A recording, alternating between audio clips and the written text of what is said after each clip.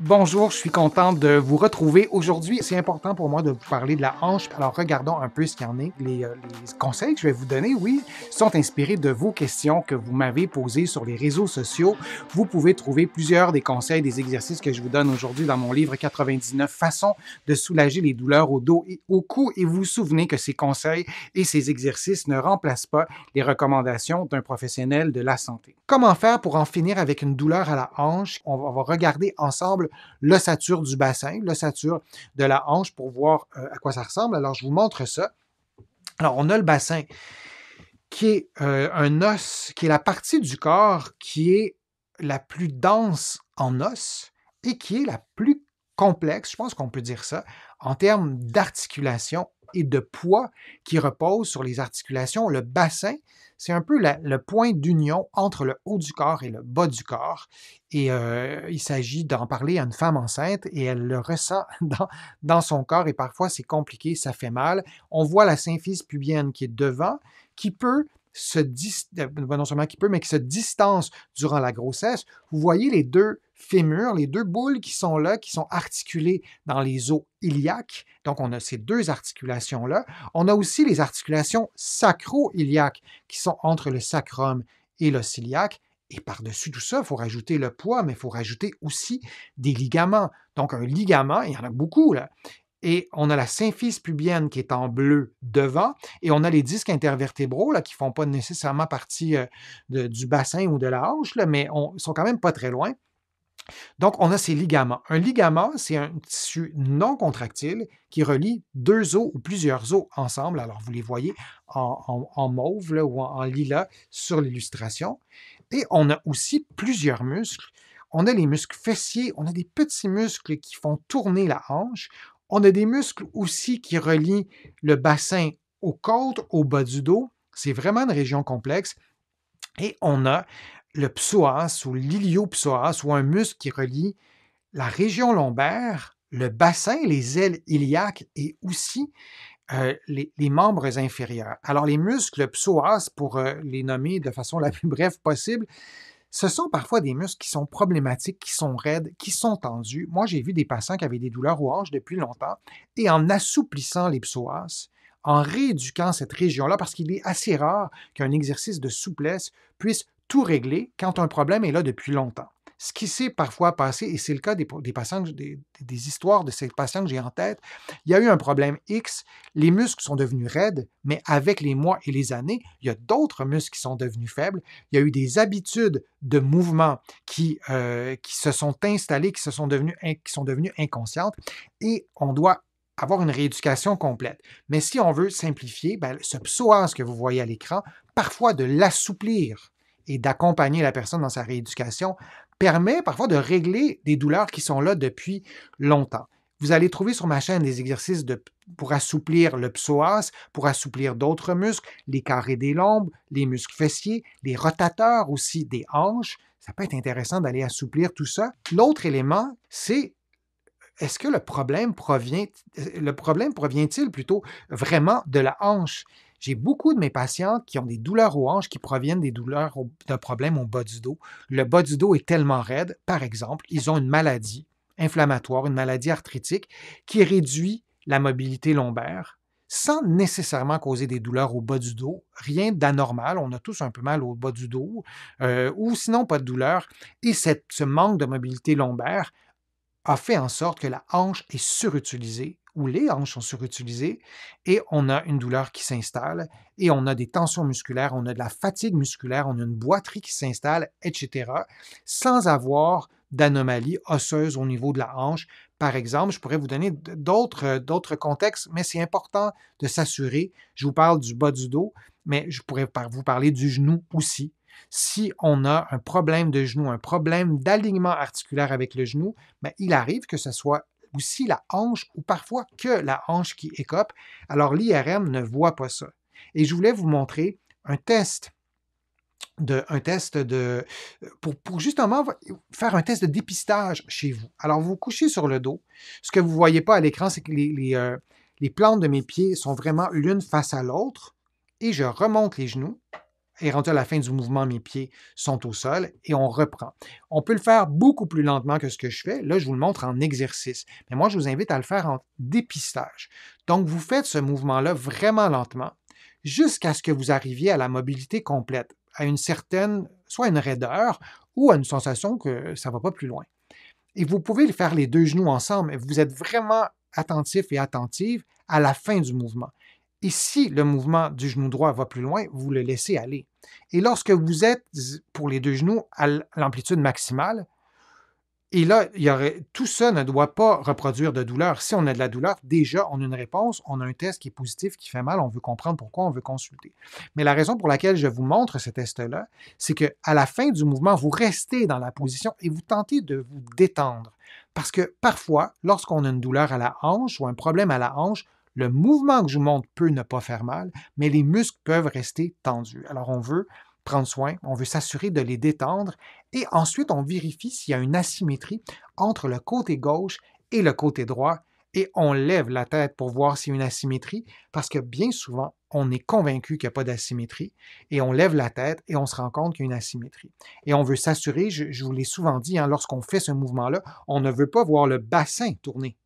Le bassin doit rester symétrique, on ne veut pas que le bassin s'incline non plus. C'est important. Vous pouvez mettre vos mains sur votre bassin, vous allez le sentir plus. Mais à la fin du mouvement, vous levez la tête pour regarder vos genoux. Combien de fois mes patients m'ont dit, non, non, mes genoux sont symétriques.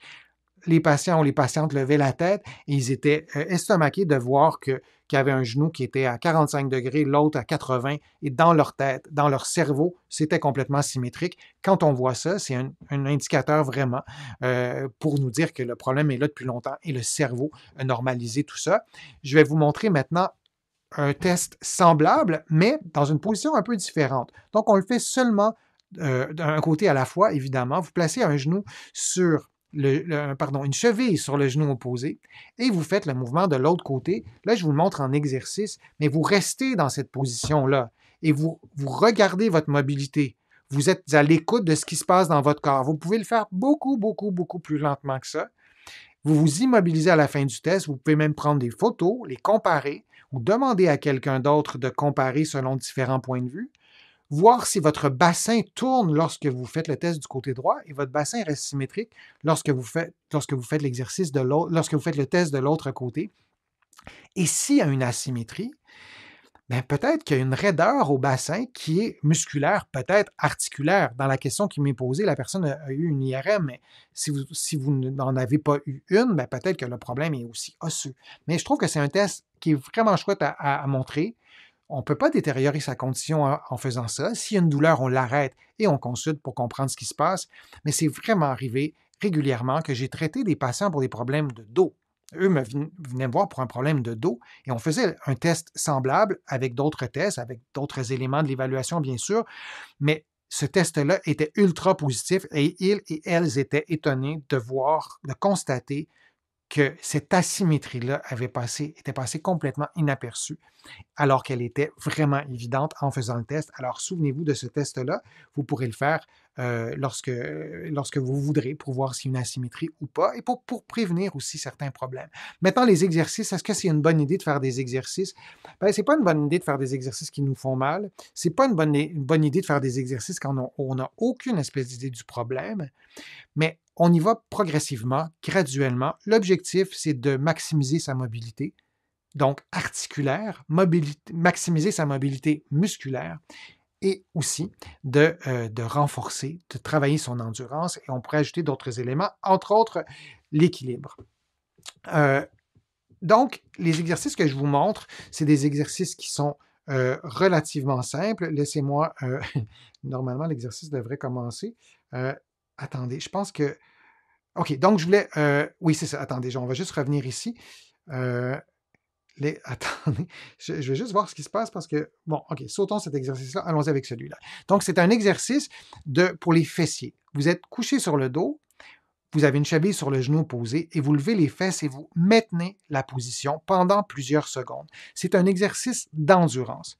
Vous allez trouver sur ma chaîne des exercices de mobilité, des exercices de force. Là, on récupère l'exercice du pont, mais on maintient la position et c'est important de récupérer l'endurance aussi Et parfois, le fait d'avoir plus d'endurance, ça nous aide et ça aide le corps à récupérer et à se guérir lui-même, si je peux dire. Et on fait évidemment tout ça des deux côtés.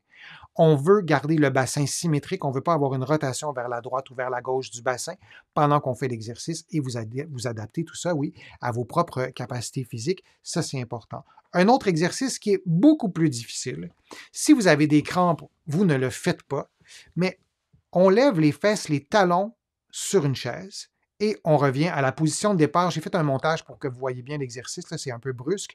Vous faites tout ça de façon plus harmonieuse, en douceur, mais vous maintenez la position. Vous levez aussi selon votre force et vous placez les talons plus près de vous ou plus loin de vous selon votre morphologie, ce qui est confortable pour vous.